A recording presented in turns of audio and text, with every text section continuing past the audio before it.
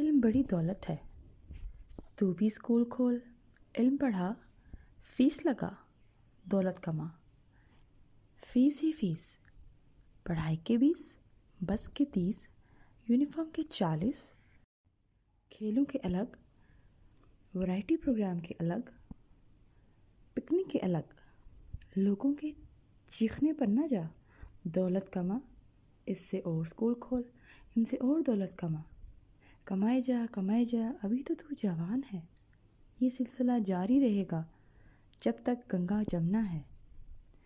پڑھائی بڑی اچھی چیز ہے، پڑھ بھئی، کھاتا پڑھ، ٹیلی فون ڈائریکٹری پڑھ، بینک سٹیٹمنٹ پڑھ، ٹینڈر نوٹس پڑھ، ضرورت رشتہ کے اشتہار پڑھ، اور کچھ مت پڑھ، میر اور غالب مت پڑھ، اقبال اور فیض مت پڑھ، ابن انشا کو بھی مت پڑھ، ورنہ تیرا بیڑا پار نہ ہوگا اور ہم میں سے کوئی نتائج کا ذمہ دار نہ ہوگا۔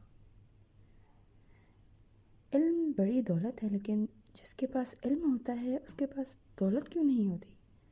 اور جس کے پاس دولت ہوتی ہے اس کے پاس علم کیوں نہیں ہوتا؟ ذرا سوچیے گا۔ اگر آپ کو ہمارے چینل کا کنٹینٹ پسند آتا ہے تو اسے لائک اور سبسکرائب ضرور کیجیے گا۔ شکریہ۔